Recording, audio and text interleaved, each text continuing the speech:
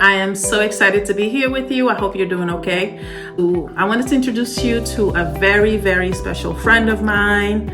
My very dear friend, Iolanda, my very first friend in the US. Oh my gosh. So we're going on, I don't know how many years of friendship. I was about to say, don't even say it. Many years of friendship, many years. So we'll just say that. We've known each other since we were young teenagers. And today, I just really wanted us to just have a sit down, a chat about the journey of our friendship, what it is to be a Criolla, and all of the things that makes us a Criolla, all our different identities. So don't forget to like and subscribe and leave some comments down below, and join us on this wonderful conversation. And so we're gonna get started. Iolanda's made us these very fancy drinks. Chin-chin? So girl, what is this? What is this goodness that we're having? So this was inspired by a drink that you had in Cabo. Yes. What was the name? Panache. Panache. It sounds fancy. So tell us. Which is basically a beer mixed in with another drink, like an apple cider, a Sprite. Yeah. So this specific drink is non-alcoholic Stella cerveja or beer, topped with a pineapple coconut ice water. Fancy. I'm telling you, this chick right here. With a splash of beautiful orangey orange. Yes. She will always make it fancy, y'all. She's not playing with y'all. So we are having a non-alcoholic adult libation, right? And nice and refreshing. Chin so long. And who are you? How do you see yourself? Tell me. Big loaded question for me. As you know, I don't like no labels. Well, who are you right now then? So, yes, Iolanda. I represent myself as a mom of two awesome girls. Yes, they are. Who are successful in their own being, their personality, their kindness, their love for themselves and the world. No lie about that. We have a new dog that I love so much. It's my daughter's dog, but he is part of our family now. His name is Charlie. Sweetest. Yeah. I'm the type of person that I do a lot of self-reflection. Maybe this is why I'm a therapist. Listen, I wasn't shocked when she said she wanted to study psychology when we were little. And that was by accident. Really? Yes. Tell me more about that. Because I didn't know what psychology was. As a ESL Cape Verdean person, Portuguese person, English as second language, ESL. When I was in college, Vanu was in school with me. And she was telling me about a psychology class that she was taking. I think it was a personality psychology class that she was taking. And it sounded so interesting. So I decided to sign up for that class. And that's how I discovered psychology, because I didn't even know it existed. So I've been behaving. I've been doing things as a psychologist throughout all of my life, not knowing that there was such thing as psychology. What? So that's why I tell people I didn't fall into the career because I don't analyze and reflect and all that because I'm a therapist, because I've always done that. So my career does not define me. I've always been me. Yeah. If that makes sense. Yeah. See, I really love this, because as much as you think you know someone, you end up finding out. Because I didn't know you stumbled on the field. I had no idea. Yeah. And that speaks to everything happens for a reason. Yeah. Wow. Yeah. That's pretty dope. Yeah. Because as an immigrant, yeah, my parents are immigrants. So go back. So you are from Portugal. I was born in Portugal. And your parents are from? Cape Verdeans. Yep. They were both born in the same town in Cape Verde, in Santander. Right. And then they moved to Portugal. They moved to Portugal at different times. Okay. So they didn't know each other before they moved. They knew each other in Cape Verde. Right. They grew up in the same little town in Cape Verde. But they weren't a couple until they met in Portugal. Until they got to Portugal. As a matter of fact, I just found out that my dad actually liked my aunt. I didn't ever knew this. Your mama's sister? To use one. The gossip. Oh, how'd you find that out? Some conversation that we would have. And it just came out. With my cousin when she came to visit, and she was telling me the story. You know. So hold on, Tia Juana and your mama never told you? No, they never said anything. You know that's very common of the folks. They just try to keep everything. Yeah, like it never happened. I didn't know. Interesting. Yeah. So my mom left her family. She was the only one. Okay. That left her family, went to Portugal. Okay. And my dad, he used to work for the ships. So he moved to Portugal because he was working in ships. And then he became a carpenter. Okay. So growing up, we played a lot, ran around outside. That helped me to be childlike, because I consider myself sometimes to be a child. Really? So that's part of my personality. I like to play around a lot and act goofy sometimes, to the point where my kids tell me to stop it. But that is who I am. And I like being childlike. There's nothing wrong with that. Sometimes I'm serious. Yeah. I'm focused. Yeah. I like to have engaging conversations. I don't really like small talk. So we met a long time ago, because you don't want us out here spilling the beans and talking about, timelines and dates and stuff. But even though we look gorgeous. We do. I mean, come on. We woke up like this. Stop it. No, but I've always said, my dear friend, I don't remember a time when you weren't like just more beautiful with time that goes. You've always been gorgeous. Your hair, straight or curly, has always been just full and vibrant and all of that. She's been all of that. And I've always told, like, I get a kick out of, like, when we used to go out to the club and wherever we went, could be a walk down the street just watching guys, like, just fall and trip all over her. Who's talking? I mean, we did and we do have a group of very good-looking women friends. So I have to say, yeah, like, so I'm like, I know I'm biased, but my girlfriends are kind of cute. But we met in small little town, Rhode Island, and in Pawtucket. I didn't speak English. She had been in the US for at least a year. And we met in homeroom, and she helped me complete the paperwork that you need when you first start school. And, they asked for somebody who spoke Portuguese or Creole, and there she was. And it was homeroom 73, I'll never forget. And the bond has been there ever since. What do you remember about you moving to the US and that time and your teenage years? It's funny as we talk about meeting in middle school, thinking back of some of the comments that you made and your feistiness and your aliveness and your stand up for the rights of the people. It's funny because I still see that. You still see that? Today. So the core of who you are in that moment that I think that I connected with, the moment, we began to get to know one another is still here, and I love that about you. If there's somebody that knows me from the beginning, it's her. She, right here. Yeah, so that was I remember the day, not like Tuesday or whatever day, but I remember you coming in the door where I was sitting. It was like right in the front. Right in the front.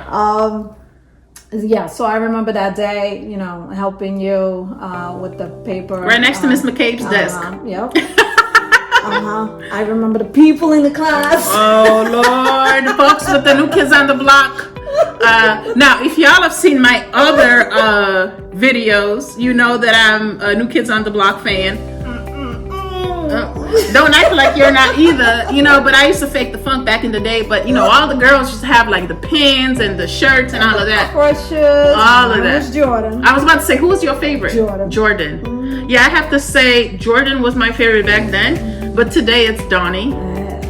Yeah, your taste changes. Yeah, it is what it is. Yeah. Do you have a favorite now? It's still Jordan. It's still. Time at Jinx was interesting because we were separated from the American kids. which I've talked about. I feel like that was a little racist, like how they had the international house and then the mainstream house. Yes. Maybe not necessarily that's racist, but like divisive, right? Yeah, I can see that, but I also see the benefit of it. Okay. Because it gave us an opportunity to connect with one another, and not be bullied, because there were moments where we interacted with the English. That's what we call the English kids. The English kids. And there was some bullying going on. That is true. So I feel that kind of shelter us from that bullying, and we were able to connect and be together and create that bond, because we were all in the same boat, even though we came from different boats. That's true, because we were there with we were all immigrants. We were there whether we came from Portugal, Cape Verde, Colombia, all immigrants, yeah, we were all including immigrants. our teachers. Correct. Our teachers were, we did have Cape Verdean teachers, we had Portuguese teachers, and I think that there's some benefit to that. I have to say that actually made me feel comfortable. Yes, because it gave us a sense of community. Yeah. They understood the culture. Right. Our parents understood the school process, because the teachers would explain to them. Correct. And I think we wouldn't have that experience if we were in the American side.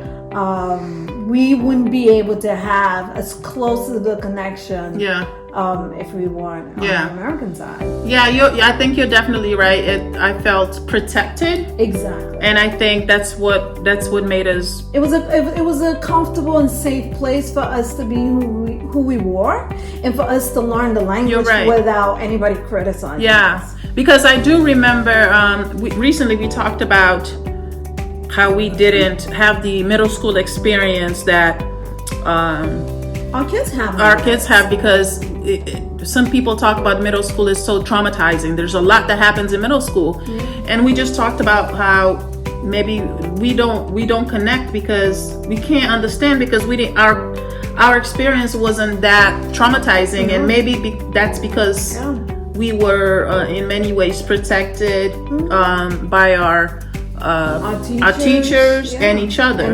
I mean, we cracked on each other, yes. Absolutely we did. But we didn't allow other people to come for us. No. Yeah. And if somebody did, we would stand up for that person. Yeah. So I think it was our safe place. Yeah. And I think it was the best place that we could have been as immigrant children. Absolutely. I have to say, we always say that particular moment in time was our best school experience in the U.S. Absolutely. I think we both agree. When we went to high school, at least when I went to high school, because in high school we split. Yeah. I went to Shea, you went to another school, we went to Lincoln. Yeah. We experienced a little bit of that bullying, a little bit. Yeah. That division. Yeah. But we weren't separated anymore. We were migrated. Everybody was migrated. The English with the immigrants, we were all migrated into one. Yeah. And you can kind of see a little bit of the bullying, even with Cape Verdean, the Americanized kids. So it's okay. The Americanized kids, they downplayed the fresh off the boat kids. Oh, got it. Yeah. So there was that division in high school. Got it. At Lincoln, I don't think that I experienced That's good. bullying per se, but I did feel a certain level of not being comfortable, because the Lincoln School is an elite single-sex private school, independent school in Providence, and I, being the daughter of immigrants, being immigrant myself, I'm not saying that anyone made me feel uncomfortable, but I think that in itself made me feel like I didn't belong. Mm-hmm. So that was, I even wrote about it in this chapter about being, a newly arrived African person. So that part of it made me feel like, gosh, do I belong here? Like, I questioned myself a lot until I started to get more confidence within myself. Yeah. To be there. So, yeah. And I also remember during that time you used to hang out a lot with the kids from high school. I just pretty much still stuck with y'all because that was my comfort zone. Yeah. You know, I'm like, these are the people that I know. These are the people that know my culture. I think that people still thought that I was at Shea High School as a student. I was the assistant of the soccer team. I wore my jacket. And you didn't even belong there. They lived down the street. I lived down the street. They let me in the school. Sometimes I would leave my school because my school was on the street too, and I went to Shea and hung out there. I wore my, Shea High soccer jacket, and nobody told me go home, little girl. So I was hanging out at Shea with the homies. So we are teenagers in the 90s, the most coveted decade right now. Like people, everywhere you go right now, social media, everybody is talking about, the 90s were the best for R&B, yes, and all of it, right? Yeah. Tevin Campbell and Mariah Carey and all of that, right? And so, but we lived there. And the romance of the music. That's when I fell in love with like Mariah Carey. Yeah.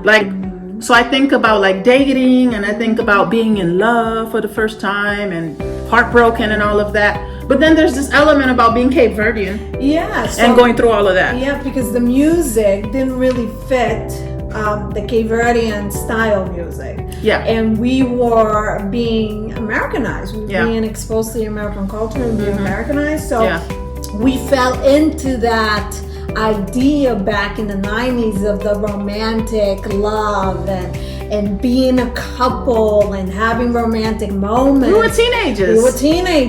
Hormones, all kind of going wild. And in the Cape Verdean culture, you don't date. What is dating? What is dating? So, we don't do that. Crushes was unspeakable.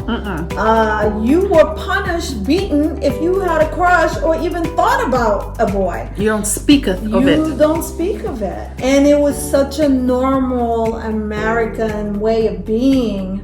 Hanging out with your friends, whether they're boy or girl. Yeah. You just hung out. You went to the movies and you went to the mall. Those are things that... And in a Cape Verdean culture, that was not allowed. No. That was seen as you being voluntaria, like fresh. Yeah. You were being fresh, you were hard-headed, fast, voluntaria. Yeah, all of that. Yeah, absolutely. So trying to navigate wanting to do something normal as hanging out and having a boyfriend and having those conversations with your friends, and navigating the Cape Verdean culture where it was not allowed and it was seen as a big no, and the self-esteem issues that came from that, because you always felt that you were doing something wrong or you would get punished for doing something that the American culture normalized. But so it's like we were stuck between these two places. We were literally stuck in the middle of like, which affects your who you want to be. Yeah. It affects the way you see relationships. Yeah. How you navigated the relationships, because it was confusing and we had to kind of find our own way. Absolutely. Even if you just put the boys aside, it was even hard for us to just hang out. Yeah, I had to sneak you guys in. Yes, same here. I had to sneak out. This one sneaked out of her house one day, came to get me. Yes. Remember. My parents had company, so that was my way of sneaking out of the house with them noticing to go visit another friend down the street. We wasn't even trying to sneak with boys. We were just trying to see each other, y'all. We just wanted to spend time with each other. We weren't even trying to... This was not about like no romance, nothing. This was just us trying to hang out as girls, having a little fun in the summertime. And so she comes to my house, she's like, oh, let's go see our friend down the street. My parents have company. But when your parents have company in a Cape Verdean culture, the kids have to go to their rooms, kids are not allowed in the adult conversation. That's right. So I knew that my parents were going to take some time. So that was, if I was going to go, that was going to be my opportunity to sneak out and then come back before the guests left. Yes. So we did. We snuck out, and as we went down the block and tried to cross the street, we were crossing the street, y'all, and a car came and bam!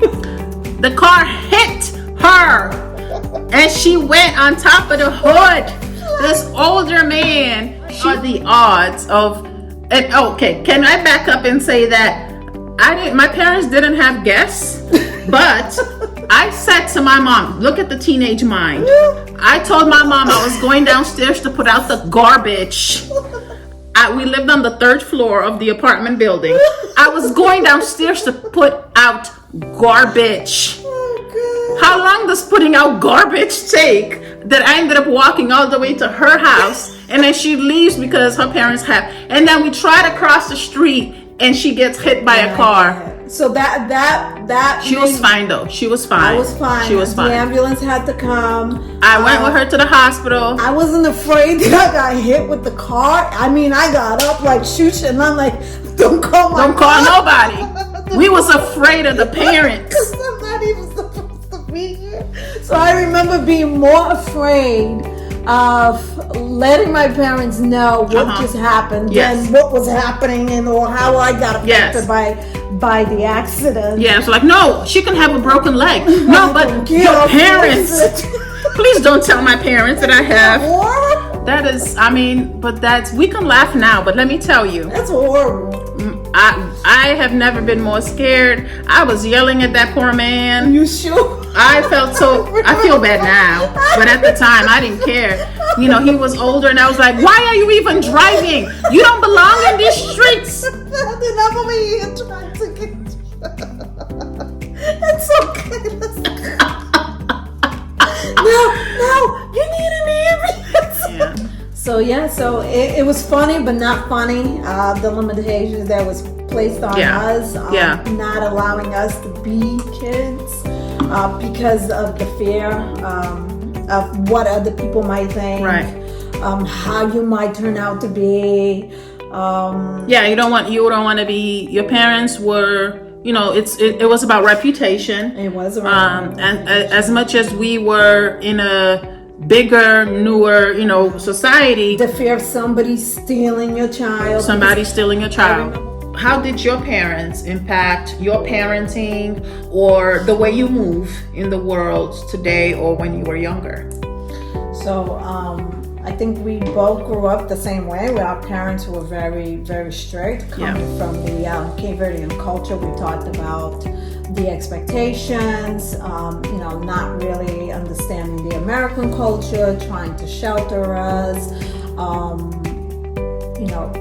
showing up in a world where everything has to be perfect. The expectations were very, very high. Your grades would always have to be on top. Work. Don't forget why you came to this country. Hey, you gotta work. So those high expectations and always being critical. Why are you doing this? Do it this way. You didn't do it that way correctly. Go back and do it again. Comparing. Why can't you be like your cousin, or why can't you be like this one or that one? So growing up in a household where the culture the expectations were very high and very critical, affected my parenting and my well-being, because they affected my self-esteem. And growing up feeling that you are not worthy because every time you did something, it was wrong. So of course you're gonna have these feelings. So as a parent, I recognize that, and so I tried to make sure that I raised two girls that were independent and have good, healthy self-esteem, and who knew their sense of worth, not understanding until I continued to learn about myself and how I show up in the world, that some of that old-fashioned way of raising, or how I was raised, like, make sure your hair is a certain way, make sure you, when you go out into the world, you're looking a certain way. So mixing the two and not understanding that critical part of it. So that slipped through a little bit. That slipped through, and it affected my girls. The expectations that I have for them in school and how they show up in the world. I remember having, conversations with my oldest daughter about her hair and making sure she maintains her hair and not to let her hair be wild. And that affected her self-esteem the way it affected me. Wow. And I had to, and I didn't even realize I was doing that because it was just so automatic. Until I saw how it affected her. Until it affected her self-esteem, and she kind of blew up, and I had to, like, oh my gosh, that's because that was not my intention. Right. So wow. It affects the high expectations and the criticism of the Cape Verdean culture, I feel, affects your well-being and Absolutely. how you parent your child. Absolutely. There's always this the expectation, as you said, that okay, your parents came to this country and you have to do everything you have to do to make sure that they're proud of you. There's also, oftentimes, some of the things that I would hear, well, if it was for this, then we shouldn't have come to this country, or we came to this country to do these things, and now you're over here messing up and doing X, Y, and Z. So sometimes I would feel like there was not any room to mess up. And even like nothing was ever good enough. And even if it was something so simple, like this glass of water falling on this table, it would just be like a mountain of like, oh my gosh, like I'm messing things up for the parents who came to another country, who came from another country to America. But it was just a glass that fell or broke or whatever. How is that? Like everything just became like bigger. Than it needed to be. Right. It like, why does it have to get there? Aggressive, the communication is just so aggressive. So when you're little and you're growing up in those limitations, in that tone, it creates anxiety, it creates depression, and if you're not able to catch yourself, it gets even worse. Right. And for me, it definitely did.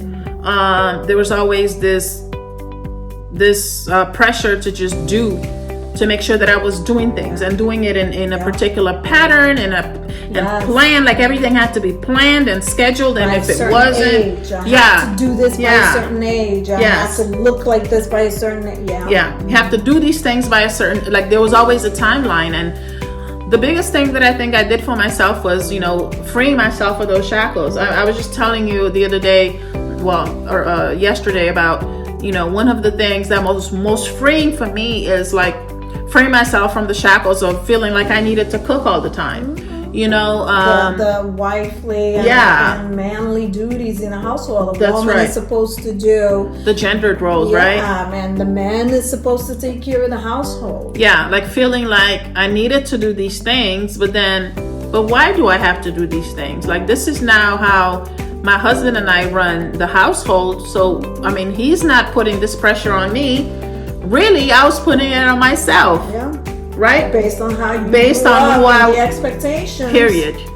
That was put on you. A wife is supposed to look like this and do this. Correct. And here I am, a whole there was so much contradiction because I went to an all-girls school. And I'm learning how to be independent and liberal in my own right, and forget about gendered roles. And then I'm going back home to my Cape Verdean family that is telling me that, at the head of the Cape Verdean family is the man, and I must do all of the things to make sure that my father is happy and right. And so in high school, I mean, that was a lot. It was a challenging time because I was living in these two worlds that were very, very different from one another. Yeah. Like that maneuvering, that navigating of those two worlds, I'm just like, how the heck did I get out of that? It's hard. Yeah. And it was hard, and you still see the effects of it today. Absolutely. And I try my hardest to one of the things to make sure, like especially with the volume in my household, like we try to make sure that ain't nobody yelling at nobody. There's like a volume that is allowed to be in the house. We're not allowed to be doing, like, not allowed. It's not that it's not allowed. That's not the kind of communication that we want to use in our household. Like, and I get it. Our parents knew what they knew. They knew what they knew.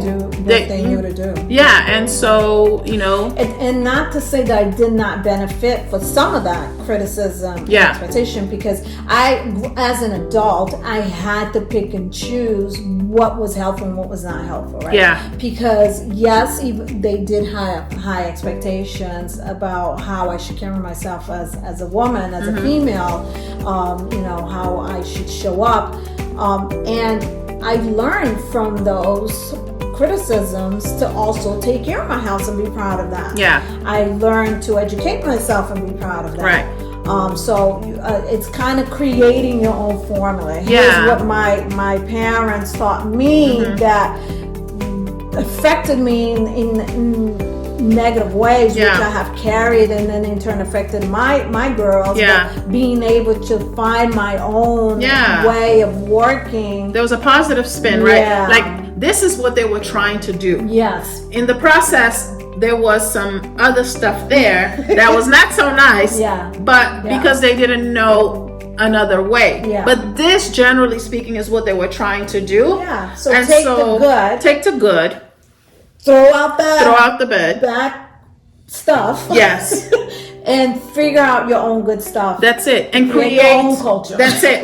Bam! Give me some of that. Give me some. Because we know that culture is never stagnant. Culture is always changing. So culture is evolving. And so I think that if we say, I like to say, this is the Neves family culture. Because we're creating our own, in this household, we're creating our own family dynamic. And so to say this is Cape Verdean culture, this is what it is. I have to clap back on that, because that need not be Cape Verdean culture. The culture is always evolving, and it's what we make of it. And so I try to make sure that I'm doing my part to make sure that what we're creating here, right, is some goodness that's going to go out into the world. So I think we are part of that generation where we have been able to and continue to shape that Cape Verdean culture that is good. It taught us how to be good workers, how to have good ethical standards, how to take care of our home, our family. And combine it with that independence and that individuality from the American culture to continue to help ourselves and our families to strive and be strong in their own, and that emotional part, independence. That emotional part that cares about mental health, that cares about and understands the effects of it. The impact and how you respond to it. Absolutely, and that sees the value in, like, the hugging of your children. How important that is. And to continue to tell them, I love you. You're doing great. Not just tell you do this and this way because I tell you because but to go through the motions and teaching in the proper way. Absolutely. And to show love and kindness, and that all of that is part of. Be playful. Dance around together. Absolutely. Have some fun. Yes, all of that is part of life. It's not just like strict, I'm the dad. I'm the mom, and you do what I tell you. Yes.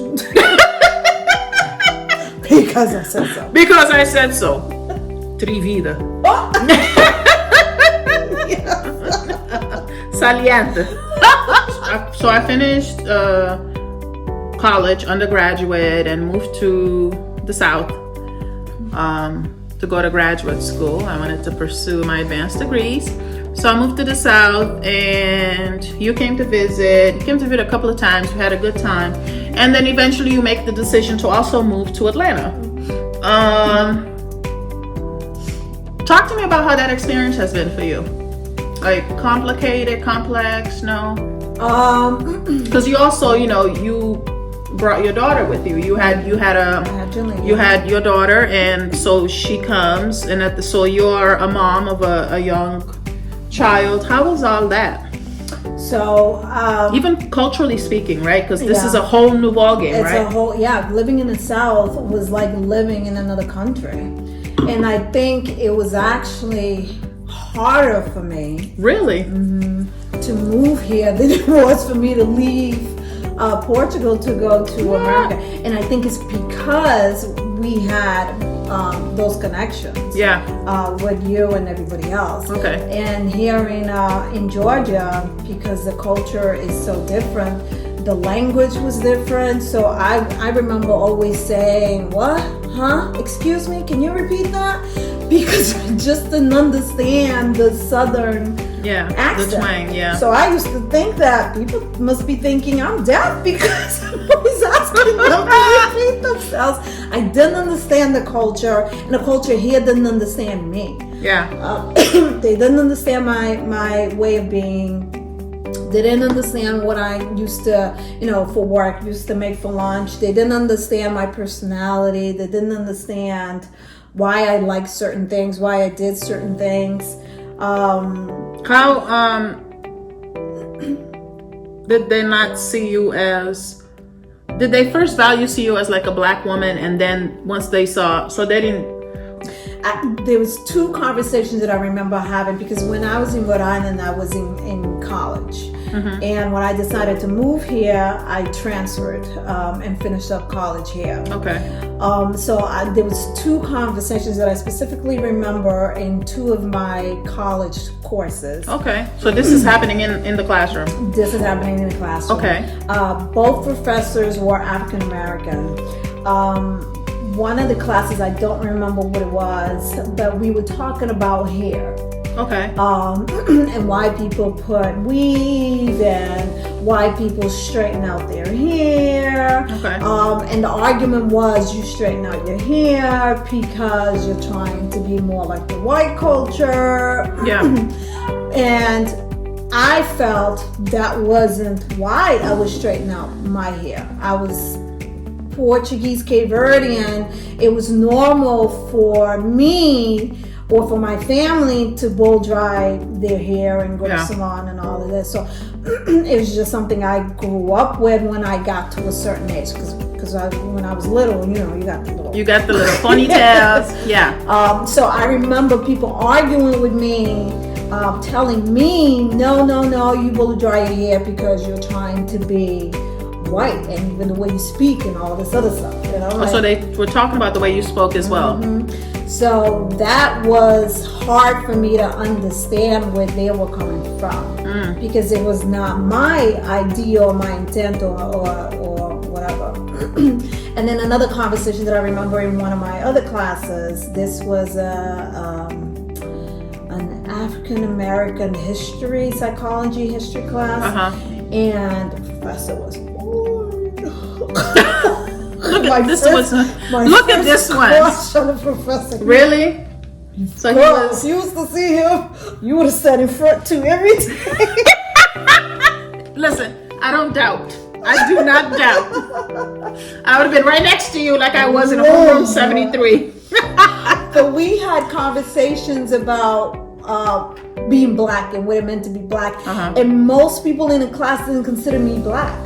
And I was so offended and confused. Did you consider yourself black? Yes! Okay. Because I had to ask, y'all. I was so confused because in my mind I'm like, don't you see my skin color? Like all I could see was the skin color. Yeah. And they were looking at me, the way I talked, the way my hair was, what I ate, and all I was looking at was the skin color. I was so confused. I didn't know what else to say but to keep going back to, don't you see my skin color? Did you always see yourself as black? Or when did you become black? I never labeled myself. Correct. Until the discussion came along, and then and then those ideas come to your mind. But I never questioned if I was black, because I knew, but I never had those. Like in Portugal, we never had those conversations, so the idea wasn't even there. Yeah, if that makes sense. Yeah, absolutely. Yeah. It's like, it's that idea that I always say. We don't realize, like, racially what we are, like, especially for us. I didn't realize I was black until I came to the U.S. Yeah. Right? My first racist experience was in Rhode Island because I had a crush on somebody, and he was Hispanic. And he said he didn't like black girls. Oh. So that was my first racist. Mm-hmm. Was he black or was he? No, he was Hispanic. Not black, like, no, okay, gotcha. Like a tan type of color. Not Afro Latino, nothing. Yeah. So that was my first. Before then, I didn't have, like, black power. No, I didn't know any of that because that wasn't my experience. So coming here, definitely, I think, coming here, meaning the United States, makes you confront, your racial background or your racial identity, and then coming to the South brings it up a notch, because the South is really, it's like a different world. It's a different world. And you have those Southern roots, you have the racism. I remember at work, I used to say people, like, you people, all the time, and I meant you, like, you people. All of y'all. All of y'all. No, I didn't say that. I know, but I'm saying you meant all of y'all. Yeah. You didn't mean you people. Exactly, but I didn't understand why they would get so offended with me saying that until I began to learn about the African American culture and the slavery and all of that. Exactly. And them explaining to me, Iolanda, you don't say. So I changed that. Yeah. But to me, it was like, why? I'm just like, how else do you want me to explain you guys? Without saying you people. Yeah. So I remember having those conversations and trying to understand where everybody else was coming from. That's so dope. Yeah. So the people that I connected with the most were those that were immigrant. Yeah. Because they understood where I was coming from. Yeah. They didn't judge my hair. They didn't judge, the way I communicated. They didn't judge the food that I ate or any of that. So they were the ones that I connected with most, and so I also think that it was hard. Going to an HBCU for me was how I learned. I think having gone to an HBCU, the historically black college and university, the Clark Atlanta University, I'm so thankful for that experience, because I came into my blackness by having gone there. I also learned so much by having gone there, and thankful for the faculty, the friends, even the community around that were able to teach me about, Black American blackness, right? And I think that's, and I see the difference between me and you in that. Like, I am all for African Americans, understanding the slavery, understanding the importance of education, and because that's how I learned. I had to, educate myself through my classes and having conversations with different people. Yeah. But I see a little difference between, like, I don't identify myself with anything. Like, I don't see myself, like, I'm black. I understand that. I know that. I'm not denying it. Yeah. But I don't live my life with the intention of that. Yeah. And I don't live my life like sometimes some of my friends would, something would happen and the thought automatically goes to, because of, white people this or black people this, or like, I don't take those routes. And I don't know if it's because I was born in Portugal where I was surrounded by, white people and Cape Verdeans, and then coming into the South, like you're more like, if we were to kind of put it in a scale, you're more of the black people proud. I don't know if that. No, not it does. to say that I don't advocate and I don't support. No, and absolutely, and I know that because I know you. Yeah. And so I know where your heart is. Yeah, I think it's like, just. I always question: is it really racism, or maybe this just happened because of this? Sometimes my mind will go to that. Got it. Was it really racism? No, but that's honest. Yeah. That one thing that I admire about this woman right here is that she's gonna be honest about it, whether it's uncomfortable or not. She's gonna be honest. And so it's not so much, I think, about white people this, black people that. It's more about racism and like white supremacist behavior. Yes. Which can be perpetuated by black people too. Yes. Do you see what I'm saying? Absolutely. So I've experienced it. correct. Yeah. And so the behavior is the behavior regardless of who's doing it. Yeah. Because we talked about this recently about the beating and the murder of the young man in Tennessee by black police, by black cops, right? That's white supremacist behavior because they've bought into the idea that they've bought into the law enforcement idea of white supremacy. And so what I learned in graduate school was that there is that element. There is that element of power and superiority. And as a political scientist, everything is about power. Yeah. And so I think that's where that comes from. So it's not necessarily that like I blame everything, but we're saying, oh, white people, this or black. It's like there's a system that's allowing people to feel that they're superior or that they're inferior, and that allows. System, and I recognize the system, and I know it's there. And like I said, I've experienced it. Working in a community for so long, I see how it has shown up for a lot of different cultures, not just the Cape Verdean Portuguese culture. But I guess for me, sometimes I don't look at the color. I just looked at the behavior. Or at the circumstance. And it was just that person.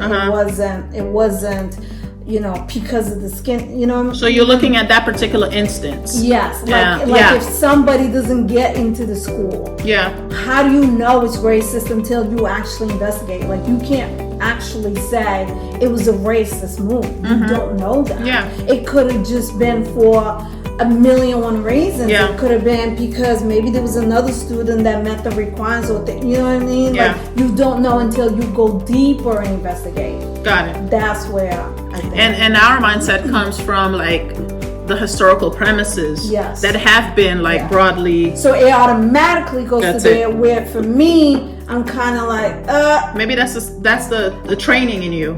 Women's International Women's Month. I think it's only fitting that we talk about friendships. Girl friendships, women friendships, right? I mean, we have a friendship that is, I'm just gonna say 30 plus years. That's all. I think we've only had 2 arguments. Probably. What's the other one? One was really simple and it was stupid. I don't know if you remember this, but me and a group of other girls, we came to visit. We were at the airport. One of the other girls liked a guy that she saw at the airport, and I was being fresh and said, "Oh, I'll go tell him. I'll get your number for you." Remember that? No, I don't. I don't. So, that's why I said, "What's the other one?" Because I know what the main one was, but I don't remember. So I went to ask the guy for his number to give it to your friend. I didn't even know the girl. She just came so we could all hang out for the weekend here in Atlanta. And so I'm like, oh, I volunteered to go and get the guy's number for the girl. So when I went to ask the guy's number, I told him, hey, she likes you. Do you mind if you give me your number so I can give it to her? He goes, yeah, I don't mind giving you your number, but only if you're gonna use it. Now I remember that. I remember. Oh, Lordy Lord. So then me and him got into this conversation. I didn't get his number. I went back. You guys asked me, so what happened? I didn't really want to say, oh, he wanted my number. So I kept my mouth shut. You got pissed because you didn't understand. Yeah. Why are you being this way? Yeah. And blah, blah, blah. And I got emotional. I'm like, I want to go home. I want to go home. You said I want to go home. So I think that was the first that I remember. Well, from 13 to that, because I know good. that was good. I remember that weekend because that was like we was already grown and grown. Yeah, we were grown. Early 20s. That was NBA.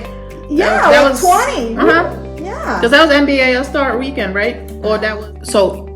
This one thing about Iolanda, she is a loyal friend. She cares really, really a lot about maintaining friendships. And like she said, she is not, I'm talking about her like she ain't right here. But I want, I believe in like big upping my girlfriends whenever I get a chance because, they're really special people. The ones that I do have that are part of. Reflection of you. Look at you. I love you. That made me so cool.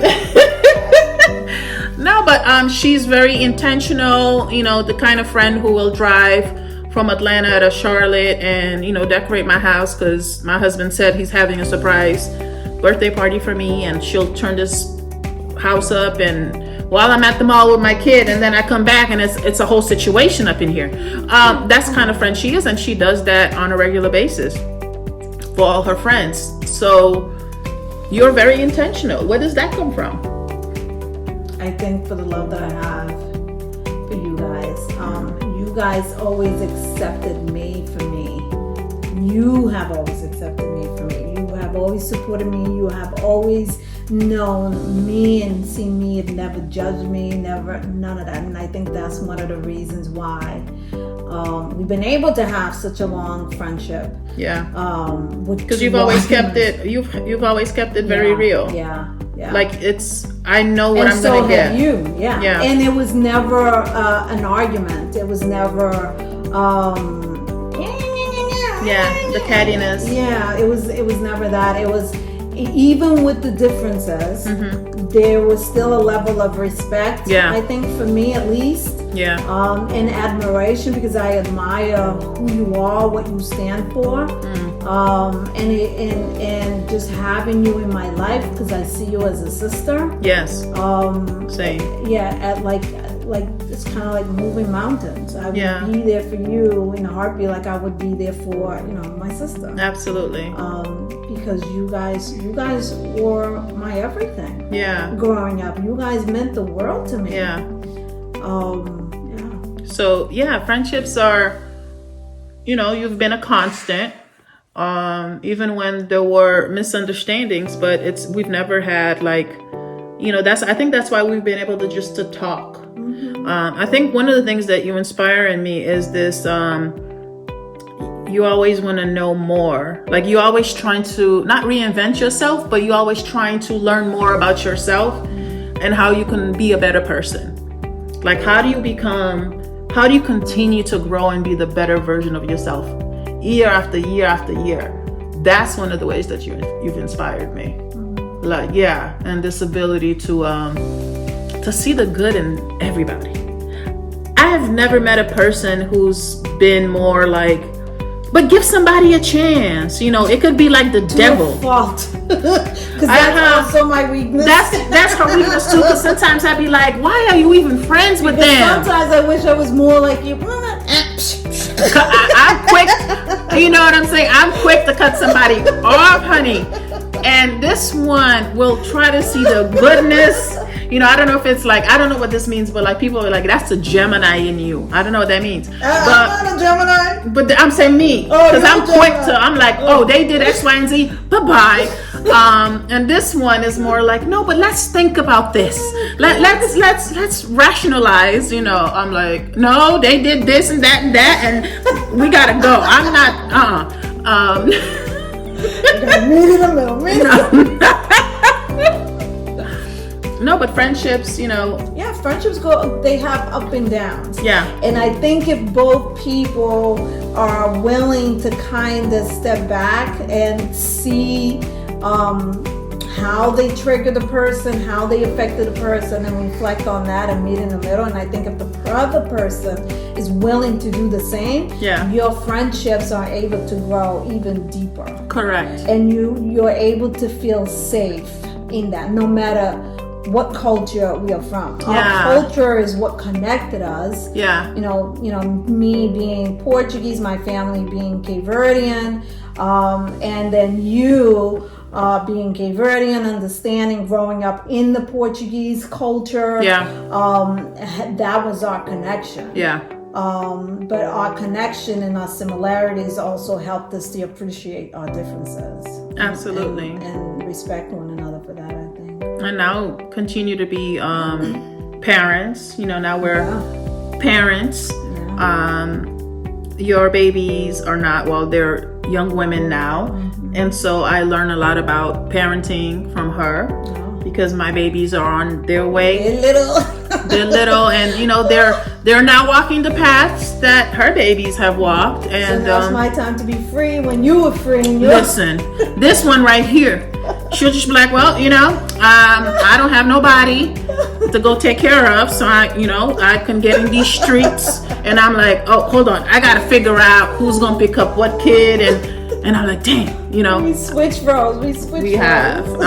But, you know, in that way, we still learn from each other. Because I learned how to date from you. Really? Yeah. You're the one who encouraged me to date. Well, that's true. Because you were more advanced in that area than I was. More advanced. I like somebody stuck to that person, didn't budge. She was a serial, monogamist. And I'm listen, if it wasn't working, I gotta cut it off. This one, she was not a dater, you know. She's just like, I just need a boyfriend and that's it, and keep it moving. That's how she was. So, what advice would you give a young girl who's arriving in the US on how to navigate this treacherous, life, And given that now, they have social media, there's other things out there that we didn't have, right? What advice would you give? It's a lot. I think even with social media, I think what's most important and the advice that I would give to somebody who, was in our situation now, today, the connection is still important. So finding your team, finding your girls, your people that you can connect with and that will support you. Real talk. Because I think that kind of set in stone everything else for me and helped me to navigate so many other things in my life with my parents and so forth. It was my girlfriends, my friends, that got me through a lot of that. I considered my friends to be my counselors. You guys have been my counselors, my supporters, my cheerleaders. So yeah, that would be the advice number one. Connect emotionally with people that appreciate you and accept you. So choose them wisely, right?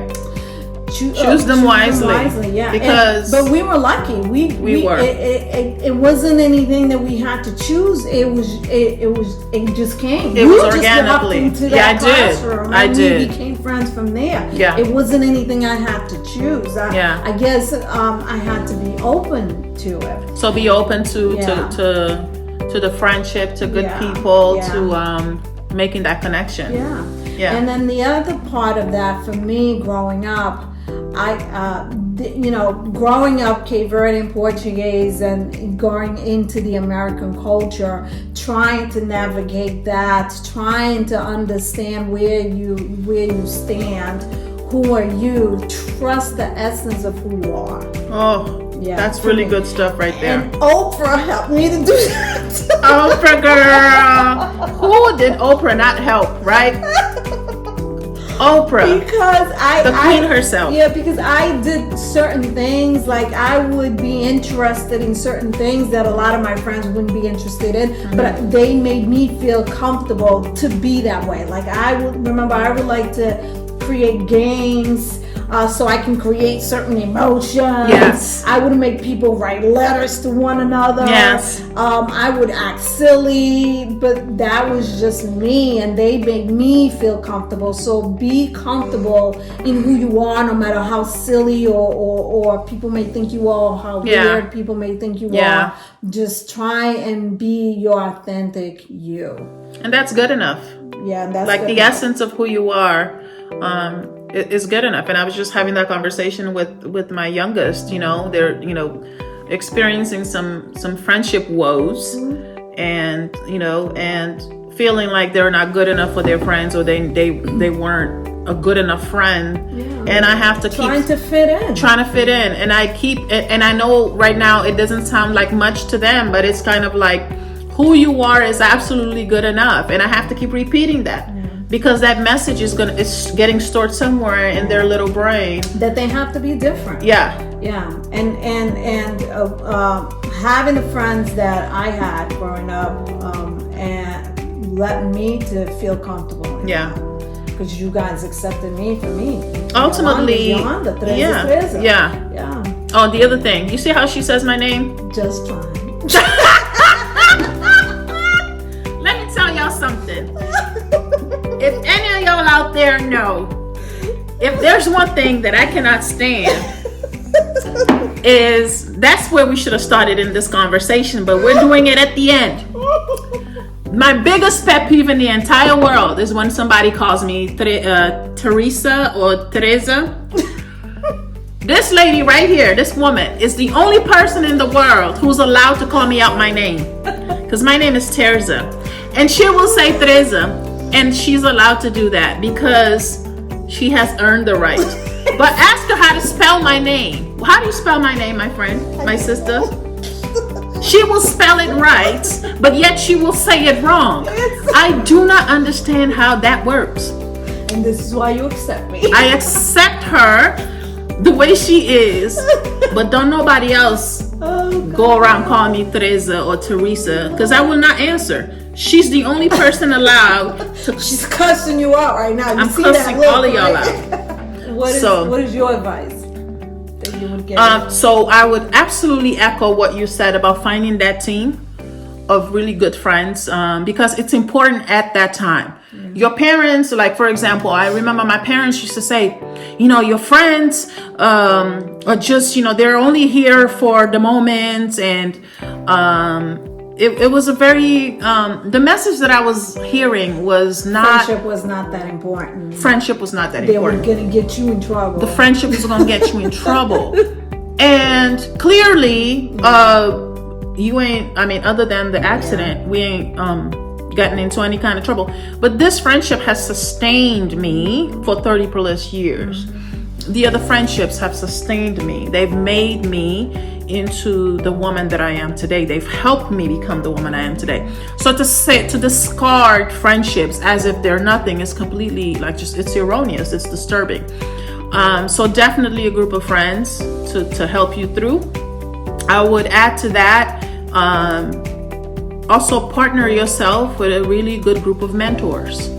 I follow the teachers, the mentors. Not all my mentors were teachers.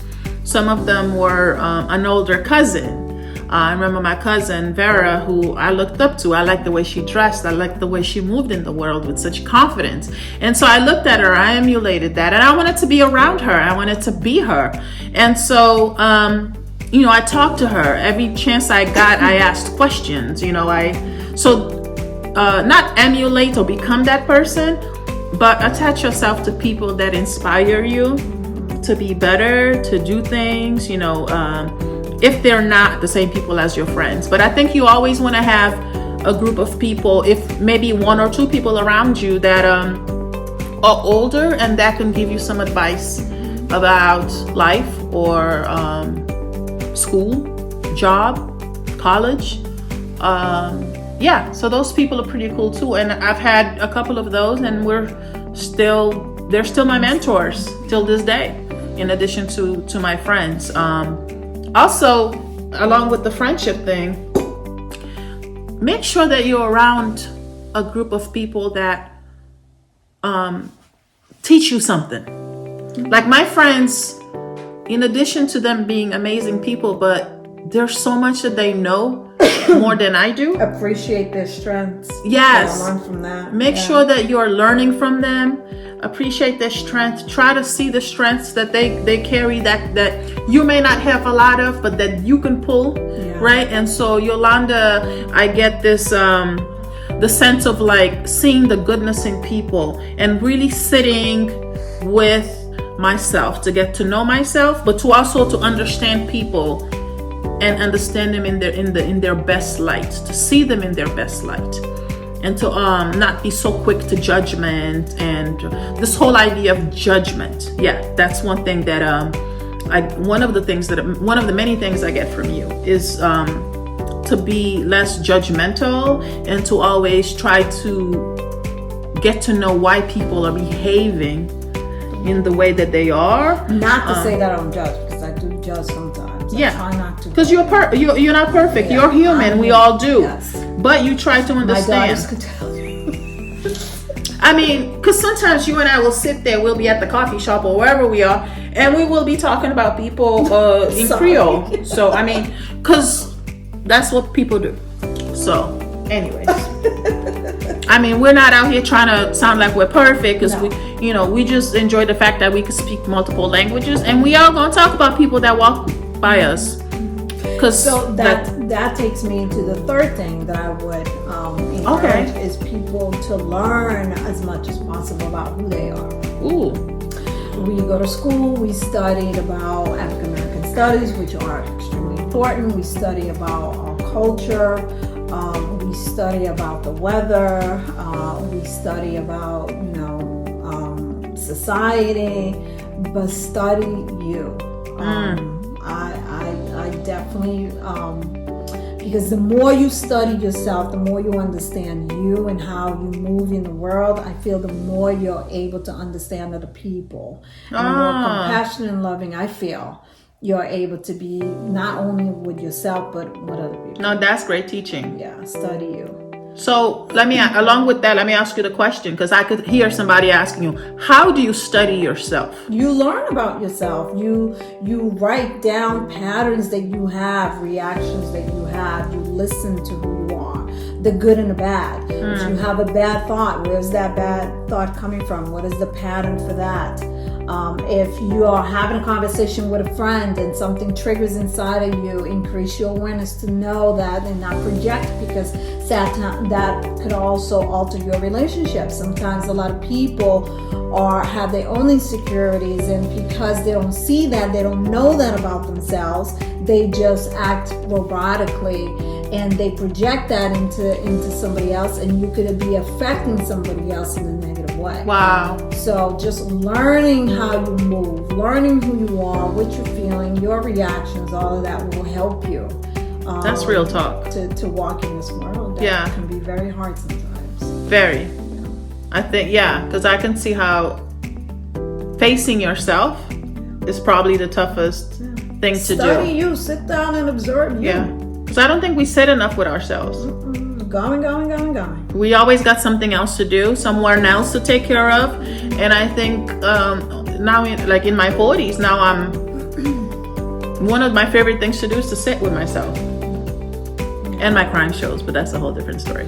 I really want to take the time to thank my sister, friend, girlfriend, my kids, Tia Iolanda, who, she came from Atlanta to spend time with me. And, that means a lot. You could have stayed home in her empty nester home, enjoying, going to the gym and doing all the things that I'm not doing. No, but I appreciate the fact, she got me out the house. She had me running the streets, and she's a lot more active than I am, and very conscious about her health and what she puts in her body, and learned a lot from her this week that she's been here with me, and just our conversations. My grandmother's always told me that she's still learning from her friends. She's still at 88 she's still learning from her friends, and in our 40s we're still learning from each other, and I appreciate that about this friendship that we have here. I can only just be excited about what it entails. But I wanted y'all to meet another person that's so special to me, and this is about this. Take all day and listen to this. Right. No, me too. You know what I'm saying? Because this channel is about living life on purpose. And I think being here with you this week was definitely me living my life on purpose. And living your life on purpose means dealing with the bad stuff. Yeah. It's not like, oh, let's just show, how Terza travels the world, or Terza does all the things, in a perfect way. Because if there's one person that knows the many different sides of me, it's this person right here. And I know she has my best interest at heart. And that's why I sit with her and I allow her to tell me what she sees.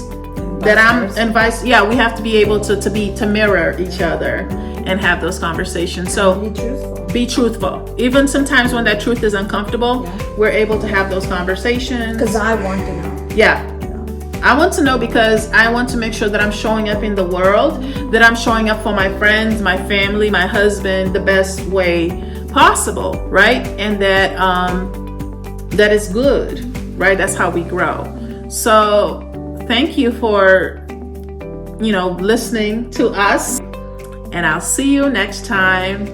Bye-bye.